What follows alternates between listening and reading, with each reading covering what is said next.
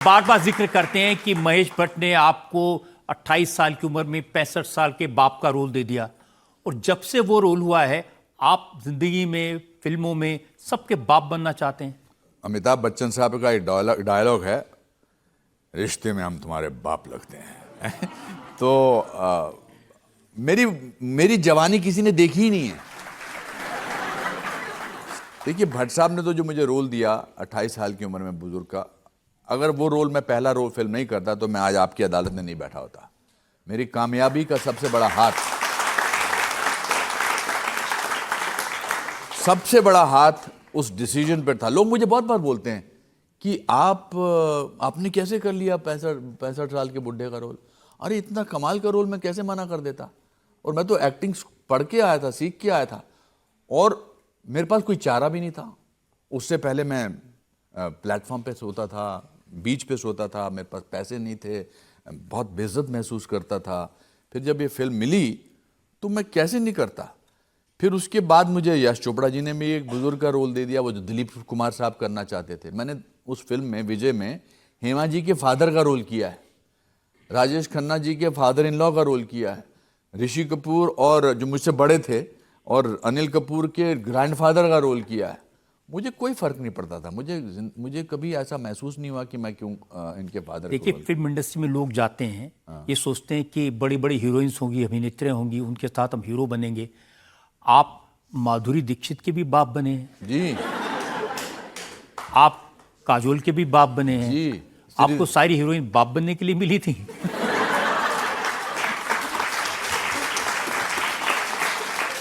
देखिए जी, इसमें सबसे बड़ी बात यह है कि आदमी आशिक को छोड़ देता है, पति को छोड़ देता है, बाप को कभी नहीं छोड़ता है। जिन रोल्स को मैं करता था, they were the pillars of the film. आपने अभी तेजाब के सीन दिखाए, आपने शायद और भी काजोल के साथ एक तो तेजाब में माधुरी के साथ बिल्कुल ही अलग था और राम लखन में बिल्कुल ही अलग था। दोनों में बाप था मैं उसका। आप देखिए ना, वैरायटी कहाँ से कहाँ मिलती है ऐसी। मैं अपनी तारीफ करना चाहता हूँ।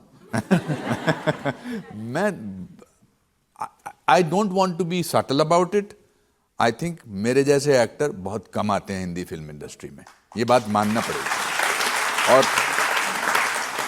और ये मैं बिल्कुल एरोगेंटली नहीं कह रहा हूँ।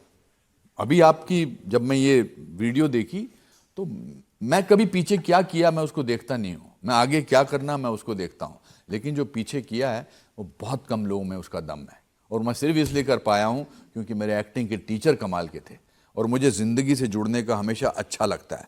मैंने बताया ना कि जैसे अभी ये लोग मेरे लिए सिर्फ दर्शक नहीं हैं, ये इंडिविजुअल्स हैं। इनकी आंखों में जो हंसी है, इनकी आंखों में जो मेरी बातें सुनने का जो जज्बा है, वो रियल है। ऐसा नहीं लगता है कि इनको पैसे दिए हैं और ये आके बैठ गए, इनको बस तालियां मारनी हैं। ये तो मेरी जो ताकत है वो ये लोग हैं। बिकॉज इसीलिए मैं 40 साल से बरकरार हूं, इसलिए नहीं कि सिर्फ मैं एक्टिंग अच्छा करता रहा हूं। इनको मेरा जो चरित्र है पर्दे से पहले और पर्दे के बाहर भी अच्छा लगता है। ऐसा है कि नहीं है? एक एक रोल के बारे में हम अगर बात करें, बताइए। राम लखन में जो आपका रोल था वो कैसे कंसीव किया, कहां से आइडिया आया?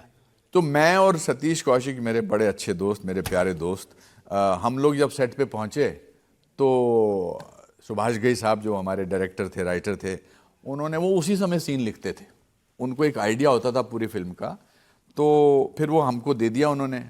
फिल्म अपना उसकी चांदीवली स्टूडियो में उसकी शूटिंग थी। वो अंडे वाला सीन कि सेठ जी, मुझे बड़ा याद आता है कि वो अंडा जो है अनिल कपूर मेरे नीचे रख देता है अपनी सीट पर जिस पे मैं बैठने वाला होता हूँ, और तो वो सतीश ने इम्प्रोवाइज़ किया था कि मैं बोलूँगा सेठ जी, और तू बोल देना, बैठ जाना और फिर बोल देना ससुरी के सेठ जी की जगह अंडा नहीं बोल सकता था क्या? मगर उसमें पूरे क्लाइमैक्स में बड़ा इंटरेस्टिंग एक किस्सा था। तो पूरी फिल्म में काशीराम जो थे, सतीश कौशिक जो थे, मेरे असिस्टेंट थे। तो मैं ऐसे बोलता था तो वो बड़े खुश होते थे।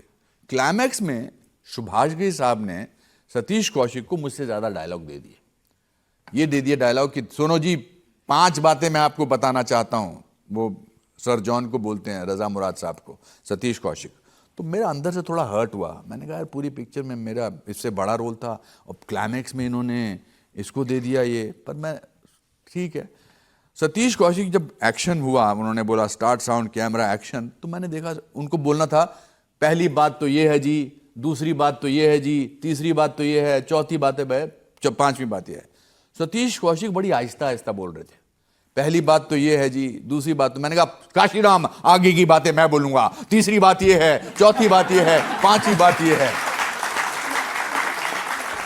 सतीश कौशिक इतना हर्ट होके मुझे शॉट में देख रहा था और कह रहा था कि मैं तेरा खून कर दूंगा ऑलमोस्ट। और उसने सोचा कि सुभाष जी का ही बोलेंगे, नहीं नहीं मनमोर कर भाई, ये सारे डायलॉग सतीश के हैं।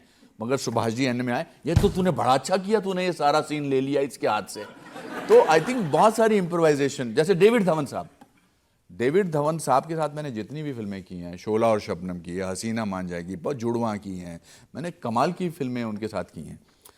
डेविड धवन साहब को सीन का स्ट्रक्चर पता होता है और फिर वो अच्छे अच्छे एक्टर्स को लेकर वो डाल देते हैं, कहते आप करिए। तो जो हसीना मान जाएगी आपने देखी होगी, जब हम पहले दिन आए तो मैंने कहा इसको कैसे अच्छा बनाऊं। एक तो एक्टर्स, अच्छे एक्टर्स की एक पूरी जमात होती थी, गोविंदा, परेश रावल, संजय दत्त, तो मैं अपना कैसे बनाऊं कि, तो मैंने कहा हम एक काम करते हैं कि मैं ऐसे नमस्ते नहीं करूंगा, मैं ऐसे नमस्ते करूंगा, आजा आजा आजा करके था।